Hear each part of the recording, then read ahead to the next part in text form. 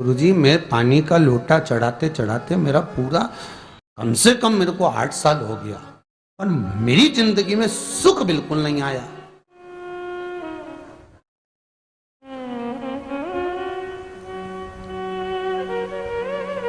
हमने कहा तूने कैसे चढ़ाया, वो भी तो सुने। तो क्या कैसे, क्या स्नान करा और मंदिर जाके लोटा चढ़ाया पानी का। अच्छा, अब मैंने कहा तू चुप रहे। उसके पति, यहीं की इसी ऑफिस की बात है, भवानी मंडी से, उसके पति से पूछा, हाँ जी वर्मा जी सही बताओ, पत्नी लोटा कैसे चढ़ाई। गुरुजी, ना जाने कहाँ के महाराज के चक्कर में पड़ी, लोटा भर के पानी चढ़ाने जाए, नहाने के बाद बच्चा इतना सा रो रहा, चिल्ला रहा, पर उसको टच तक नहीं करे, किसी चीज के नहीं छुए, और बिल्कुल कोरी की कोरी साड़ी पहने, धुली हुई, पहले ही बाथरूम में टांग के धर दे, उसको कोई छू नहीं सकता, टाविल टच नहीं कर सकता, और ऐसी जाके शंकर जी के फिर लोटा चढ़ाए। मंदिर में अगर किसी ने छू लिया तो वापिस आ जाए, नहाए धोए फिर जाए। मैंने कहा बस अब तो तू ऐसी जिंदगी भर चढ़ाती रहे तो भोलेनाथ आएगा ही नहीं।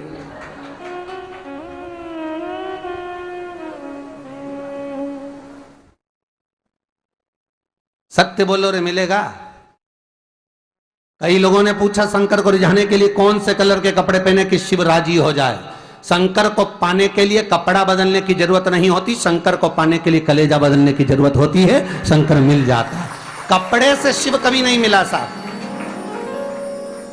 आप कौन से कलर के कपड़े पहन रहे हो, ये शिव प्राप्त नहीं करोगे हो। सफेद पहन लिए, लाल पहन लिए, केसर के पहन लिया, उससे शंकर नहीं मिल रहा हो। बहुत सारी रुद्राक्ष की माला धारण कर ली, हाथ में भी खूब सारा रुद्राक्ष पहन लिया, यहां पर भी पहन लिया, कान में भी रुद्राक्ष धारण कर लिया, जटा पे भी रुद्राक्ष लगा लिया, उससे शिव नहीं मिलने वाला हो।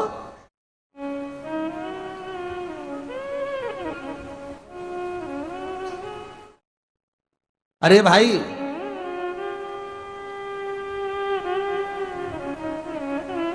किसके पास में जा रहे हो आप जल चढ़ाने के लिए? जम के बोलिए जरा। शंकर जी के पास। शंकर जी कौन है? तुम्हारे कौन से मतलब नहीं है। भगवान को तो केवल इतना मतलब है कि आप मन कैसा लेकर आए हो। ये तन साफ करने से, स्नान करने से, खूब रगड़ रगड़ के नहाने से, लक्स पेयर से, खूब घिस घिस के नालों ने, क्रीम ने, पाउडर, डेंटिंग पेंटिंग करके फिर भगवान के पास जाओ और बढ़िया 2-4 घंटे तक फैशन करके भगवान को रिझाओ, भगवान रिझेगा? अरे गर्ग संहिता में लिखा है कि शंकर को एक बार प्रणाम करने का फल क्या है कि 10 अश्वमेध यज्ञ के स्नान का जो फल होता है वो मात्र शंकर को प्रणाम करने से मिल जाता है। कितना? 10 अश्वमेध यज्ञ के स्नान का जो फल है शंकर को मात्र प्रणाम करने से मिल जाता है। पर गर्ग संहिता कहती है कि 10 अश्वमेध यज्ञ के स्नान के बाद भी मनुष्य का जन्म वापिस मिल सकता है। मतलब वापिस तुम्हारा जन्म हो सकता है, किसी भी रूप में हो जन्म हो सकता है।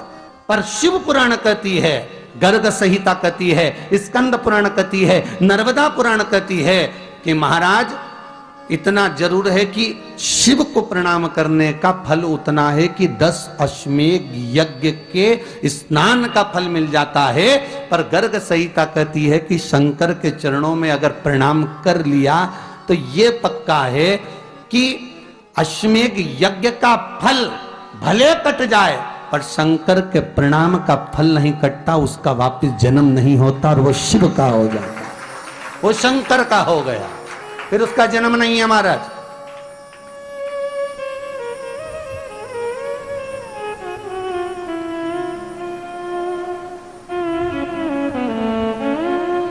पति से कहा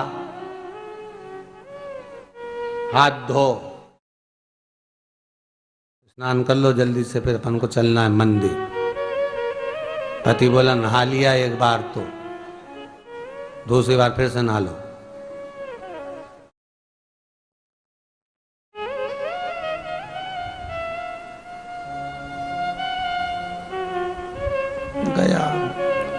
नी के ना माने तो कई घर में चंद्र घंटा से माथा बिड़ा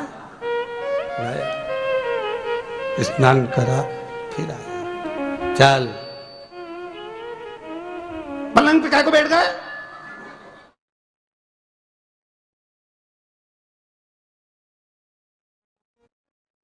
पलंगी तो है।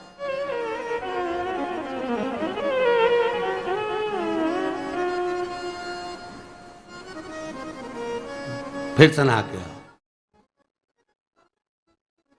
अब ये फिर नहवाने भेज दिया। होता एक सास बेचारी मायके जाना था, मौसी की यहाँ शादी थी। अब उसने बहू से कहा बेटा मेरे को जाना है, अपने घर में छोटे से लड्डू गोपाल उनकी सेवा है, तू एक काम कर कि तू सेवा कर लेगी क्या? हाँ मम्मी, उसमें क्या है, करना क्या है तुम बताओ। बस सुबह से 3 बार ताली बजाना, भगवान को उठाना, पात्र में रख के नहलाना, उनको पोंछना, कपड़े पहना देना, इत्र लगा देना, चंदन लगा देना, मुकुट लगा देना, सुंदर अलकावली सब पहनाने के बाद में भगवान को दर्पण दिखाना। जब भगवान को कांच दिखाए, दर्पण दिखाए, भगवान मुस्कुरा दे, तब भगवान को भोग लगा देना। हाँ मम्मी इतना तो मैं करूंगी, और बाद में भगवान को वापिस सुला देना। हाँ इतना सा कर लूंगी। सास बिचारी कह के चली गई। अब बहू सुबह से उठ के 3 बार ताली बजाई, भगवान को उठाया, बिठाया, नहवाया, तैयार कर दिया। तैयार करके जो दर्पण दिखाया तो भगवान तो मुस्कुराया ही नहीं। अब इसको कौन समझाए कि पीतल की मूर्ति कोई हंसे है? पर उसने तो विचार करा कि सास कह के गई भगवान जब मुस्कुरा दे तो उनको भोग लगा देना। अब भगवान तो कोई मुस्कुराए नहीं, ये दर्पण दिखाया। इसको लगा कि मेरी सेवा में कोई कमी रह गई। इसने भगवान का कपड़ा वपड़ा वापिस उतारा, इनको वापिस रजाई में सुला दिया।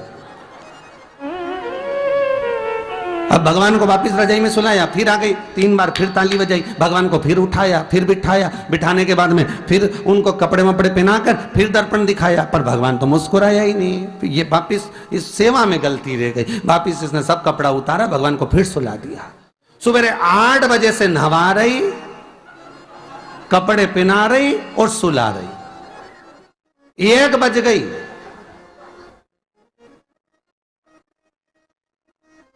कुछ गलती रह गई होगी अपने सास के गई। अब की बार फिर भगवान को नहवाया। भगवान भी मन में सोचे नहवाई नहवा रही, खवा तो कछु ना रही। 28 बार नहवा दिया। इसके बाप का क्या जाए, 29 बार भी नहवा देगी। सर्दी होगी तो हमको होगी, इसका क्या जाए। नहवा ही रही है और खवाती कुछ नहीं, फिर सुला देती है, फिर ताली बजा। अब क्या फिर आ गई और 29वीं बार फिर बैठ गई और फिर भगवान को नहवाया, कपड़े पहनाया और पहनाने के बाद भगवान का श्रृंगार करके जैसे ही दर्पण उठाया, उठा के जो भगवान को दिखाने लगी, भगवान ने मन में सोचा अब की बार तो हंसी दूंगा, चाहे कुछ भी हो जाए। और भगवान दोनों दांत दिखा दिए। जैसे ही भगवान ने दांत दिखाया, इसने दर्पण रखा और जल्दी से भोग लाई, भगवान के जिमाया। भगवान के जिमाया, जिमने के बाद भगवान को फिर वापस सुला दिया। अब ये सुबह से जैसे ही आए तो भगवान पहले ही मुस्कुरा के, क्योंकि भगवान को मालूम है नहवाएगी 25 बार का मतलब उससे चंद हंसी दो, हंसने में क्या जाता। तो भगवान पहले से मुस्कुरा के बैठ जाए। अब एक दिन सास आ गई। सास ने कहा बहू अब सेवा मैं कर लूंगी। हाँ मम्मी कर लो। मम्मी सेवा करने बैठी। मम्मी ने भी स्नान कराया, श्रृंगार करा, कपड़े पहनाए, मुकुट लगाया। सब लगाने के बाद जैसे ही सास कांच दिखाने के लिए दर्पण को उठाई, इतने में से मूर्ति में से आवाज आई, दर्पण तो तेरी बहू दिखाएगी, उसको बुला दे, बहुत जोरदार दिखाती, वो दिखा सकती, तू वापिस धर दे दर्पण, तेरे बस का नहीं है। भगवान को भी लगा कि भैया सामने अब इसमें कोई दिखावा था क्या? प्रेम वात्सल्य था। भगवान भक्ति के बल पर ही था। फिर बैठ गए पलंग पे, नाव वापिस नाते नाते चले, मंदिर पहुंच गए और राम बेलपत्तर तो घर धरी आई। जैसे ही बोली बेलपत्तर घर धरी आई, पति इसको घूर के देखा, 2 बार नवाया है और बेलपत्तर रखा ही घर। ये पति से कहती कि तुम लेने जाओ, उससे पति पहले ही बोल दिया था कि मेरा तो आज घुटना बहुत दुख रहा, बहुत घुटना दुख रहा।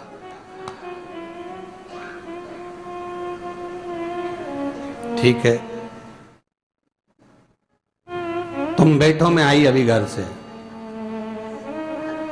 अब घर जाते जाते मालूम पड़े फिर कहीं का कोई छुआ गया तो नहाने बैठ गई।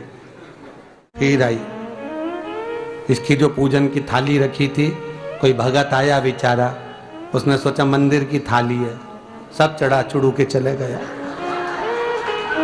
सब। पति से बोली तुमने अकेले ही पूजन कर ली, मैं तो करा ही नहीं। ये नंदी जहां बैठा उसके पास में बैठा, मैंने हाथ नहीं लगाया। तो ये सामान कौन चढ़ाया? इनकी आई थी, सब चढ़ाया। तो क्या शर्म नहीं आई? बेलपत्तर तो था ही नहीं। तो क्या सियोर वाला महाराज की कथा सुनी थी, शंकर जी पे से उठा लिया, धो के चढ़ा के वो गई, वो चली गई। शिव ये नहीं कह रहा कि तुम वस्तुएं बटोर कर लाओ। शंकर कहता तुम्हारे पास में मिल जाए तो समर्पित कर दो, नहीं मिले धोया, वापिस शिव को चढ़ा दिया, वापिस शंकर को समर्पित कर दिया। शिव स्वीकार करेंगे। एक महीने तक भी एक बेलपत्र को धोकर शंकर को रोज चढ़ाते रहो तो भी शंकर स्वीकार करेंगे। उसमें भगवान ये नहीं सोचेंगे कि निर्माल्य है, स्वीकार करेंगे।